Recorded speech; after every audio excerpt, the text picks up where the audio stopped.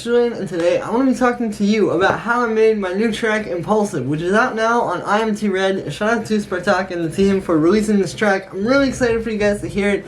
The link to pick it up on Beatport and listen on Spotify is in the description. It's also on my channel, so it's probably in the recommended videos. Definitely go check that out. Support the track if you haven't already. This is definitely one of my favorite tracks I've made in a while, and I'm super excited to break it down for you guys. As usual, you can get the full project file, samples, MIDI, presets, literally everything from the track is available in the description on my Bandcamp for just $10, so you can really tear apart the track and follow along, and also just kind of see, if you need some help, what's actually going on in these tracks that are being released on labels, and like, how does the arrangement work, and not just, how does an 8-bar loop work. So yeah, link to that is at the top of the description. This is also a really great way to support me if you guys enjoyed these videos, and yeah, let's get started with the breakdown. Alright, so, here's the project file. The track is at 128 BPM. And the first thing I'm going to break down for you is going to be the first synth. So, you can see right off the bat, while we're talking about the synths, it's a very, very simple track here. If you look at this arrangement, you can see we really just have two synths, some good percussion, good kick, and then the effects at the bottom. This is the thing, it's like, when you're making techno, it's really about, just creating a few really good sounds and letting them shine and creating an arrangement out of that, rather than, having a new melody come in every few, minutes, or having a bunch of different synths, or having 3 or 4 synths happening at once. Really, I would say max you want 2, if that. A lot of times you could really even get away with just but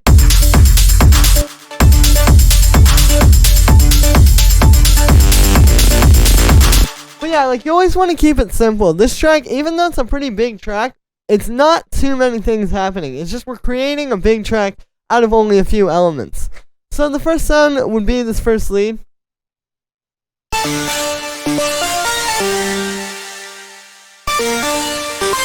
So here's the synth patch for this, and actually before I show you that, I think I'll just talk to you about the melody. So the melody is not actually as crazy as it seems. The idea here is that, so we're in the key of D minor, so I'm just really using notes from the D minor scale to create this kind of rising pattern, where if you follow the root notes, you can see, it's all in there. That's really, what's creating the rising.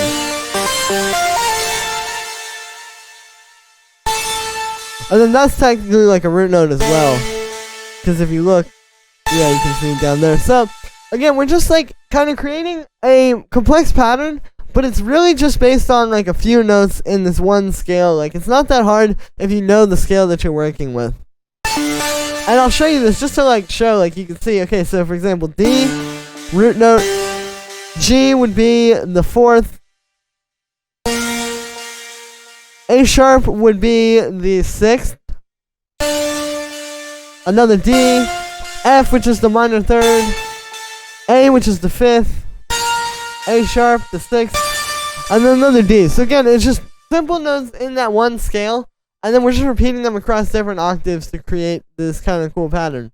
So yeah, for the synth patch, it's made with the Arturia Mini Moog. Shout out to Arturia, thank you for sending me this one. But what we're doing here is, it's actually just a saw wave and then this pulse wave here. We just have these two oscillators, they're an octave apart, and then you can see I also have a bit of white noise, and then that's going into the low pass filter, which is being automated a lot. You can see we have the cutoff being automated, and then we also have the decay, actually, of the the amplitude envelope here, so you can see this loudness contour.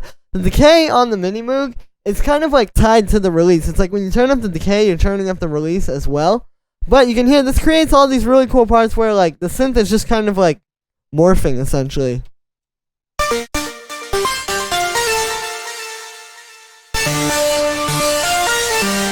And it just creates this really exciting sound because it's not just one thing the whole way through. You're constantly moving around and changing the fabric of the sound, and it really sounds cool when you go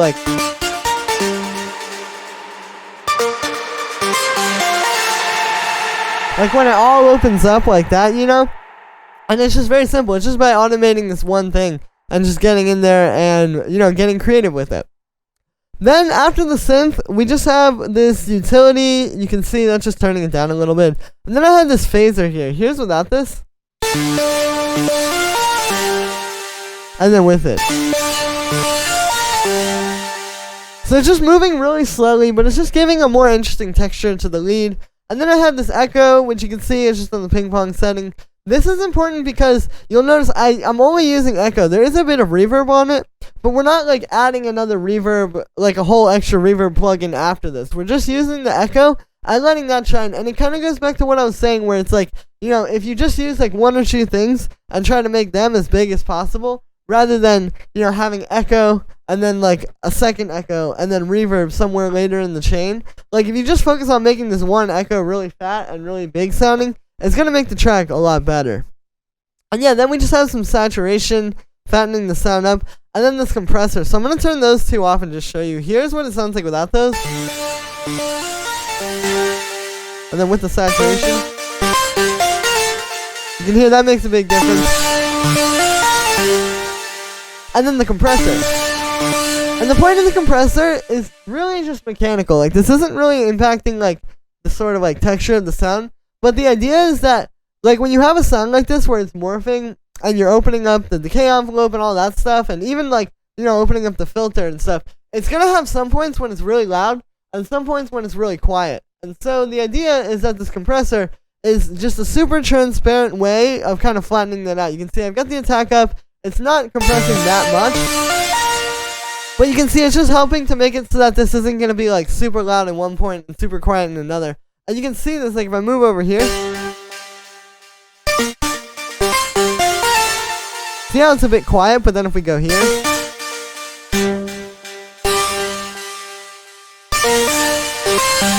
It gets louder when it opens up. So then this just makes it so that it'll be one thing the whole way through. Then I have my width rack, which I've been telling you guys about a lot recently. I'll show you, here's without that.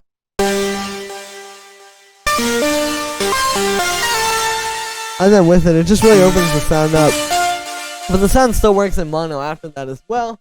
And yeah, then we have this auto pan here, which you can see is just being used to create the like sidechaining effect.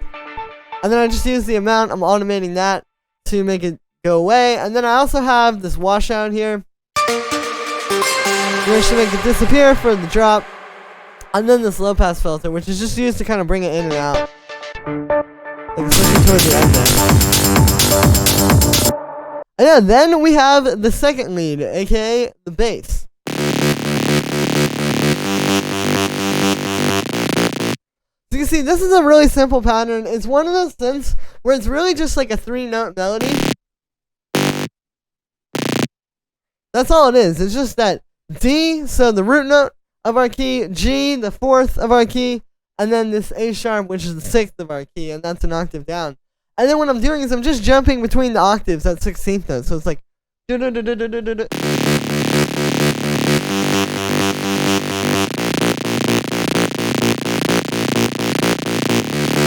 yeah, it just creates this really energetic sound. And then for the sound with this one, it's actually made with Wavetable. And you can see all I'm doing here is it's literally just a saw wave. There's nothing else in here. I don't have any modulation or anything. It's just a saw wave. And then the idea behind this is like, we're just trying to create one like nice fat saw wave to work with and kind of like turn into the sound, rather than, you know, having to go and like, you know, adding like another wavetable in here and having like all this extra stuff and filter modulation. It's like we're just trying to create a fat waveform. We're going to process it a bit, and then that's going to create the sound. So you can see the first thing we have here is my width rack and this chorus here. So the thing is, the sound is actually in mono. There's a utility here in the chain right there. And so you may be wondering, why are you using a width rack and mono, or and chorus, if the sound is in mono? And the idea is essentially this. So yeah, you want this to be in mono because techno needs to work in mono, simply just because like clubs, you know, usually either the sound system is in mono, or if it's in stereo, what'll happen is a lot of times like somebody who's over here, like in the bathroom, is hearing the left signal of your track, and then somebody who's over on the dance floor is hearing everything that's in the right ear. And it's like, it can just kind of be jarring, especially if you have a lot of crazy stereo stuff. So, with like this main sort of bass synth like this, I did want it to work in mono. Like, it needs to work in mono. If we turn off this utility, it's not really going to be... You know, I think that's going to be a bit too wide. But, what happens here is if we get rid of the chorus and the width rack, it's not quite the same sound. So So essentially, we're using these, even though the sound is in mono, we're just using these to give it kind of like a different texture. It's not really for any widening. And yeah, then we just have 2 drum buses, so here's without these. Dude, even if I turn it up, it's not quite the same. Then the first one, and that second one really ties it in. Then we have this high pass filter, and all this is actually just to make it so that this is going to work with the kick, because, you know, if we just get rid of this and I play it with the kick, you can hear it. This can get messy pretty quick if you have all those low frequencies. So the idea is that this makes it so it's just pretty much no low frequencies when the kick is playing. And then as the kick is filtering, we let in a few more for the break, because you want some in the break. And then when the kick comes back in, they disappear. So it's one of those things that you don't even know is really there. You wouldn't be able to tell, like, that's the thing happening on the sound. Even, like, you know, a super, like, engineer who knows what they're doing. It's just meant to be something that's really subtle, that just kind of, like, makes it work throughout the track. Then we have an EQ, just cutting out a bit of muddy stuff at 100 hertz, and this high pass, or boosting the high end. And then that's the utility, which is making this mono. We have this auto pan here, which is the same thing as the one that's on the lead. It's just making it sound like a side chain. And then it's turning off in the break. And then I have this low pass here, which is just bringing the sound in and out. You can see, like, we don't actually bring in the full sound until the second sort of main, like, drop. So that's a big thing. It's like just saving that. And yeah, then we have this washout rack, which is really just for this one part. Just make it kind of disappear a little bit, become a bit more airy. And then finally I just have this EQ, which is cutting out sort of like some mud around 200 hertz. And that is it for the synths. So again, simple synths, you know, not really too crazy, but then it's just about like really making those as big as possible and letting those shine in the mix. And then after that we have the percussions, which are pretty standard, like all things considered. You can see, so we have sort of like this percussion loop, which you really hear at the beginning, just adding like a nice kind of like textured percussion over top of everything. Then we have like our main hi-hats.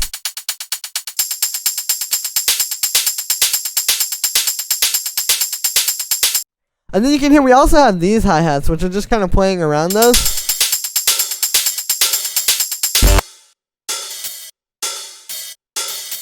And these just add some cool kind of like airy percussion, you know, extra stuff that isn't just like your main hi-hats.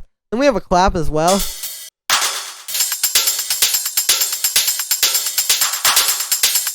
You know, just adding a little bit more percussion. We also have the ride. And then yeah, so that all kind of comes together. Again, it's very simple. The idea with this type of track, and I'll play the kick too. You can see here's the processing on those percussions, so nothing too crazy, just a bit of saturation. But you can see when we play it with the kick's also not being processed too much. Just a bit of saturation, and then this high pass, which is being automated in some places. But the idea behind this track is like, you know, we're using kind of like a very melodic synth, like all things considered for techno. You know, techno usually wouldn't be this melodic, especially in like a more like 128 main room sort of track like this. So for the percussion and the kick, we need to set up like just a really, really strong techno foundation. These kicks and percussion, like this is meant to just be like, this is the foundation of the track. This is the thing that's making it all work. If you try to go too out there with the percussion and with the kick, like say you try to do like some type of crazy rumble or like, you know, kind of more out there percussion, it wouldn't really work. We're giving people something that they know, that they're very familiar with, just like a nice standard techno banger. And then you're adding the melodic stuff on top of that. And that's what makes it work. But you have to start with this foundation before the melodic stuff is going to work at all. And yeah, so also you can see the kick. Pretty simple stuff. It's just a kick that I made with a few different layers. And then we have the effects down here. And you can hear, and you can see the effects are pretty sparse. Kind of goes back to what I was saying with the synths. It's like, you know, you're not really going to use too many effects on a track like this. This does kind of seem like a lot, I guess, maybe to some people. But like, It's not like you're gonna have something every like 4 bars or every 8 bars or something like that, like you would have in maybe a more progressive track or something. You know, you just want to have a few that are just gonna add some nice transitions, like this, like little, or like this reverse vocal that I made, or even like, you know, in the build-up, just having like the snare, and then adding the building clap on top of it.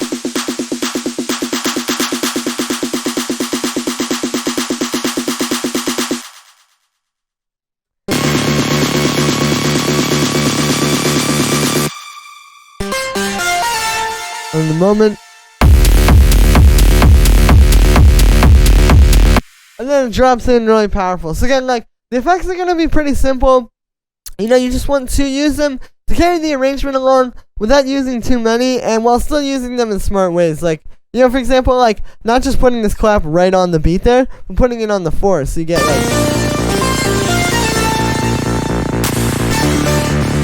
like, you get the clap, and then it's the 1, you know, that kind of stuff.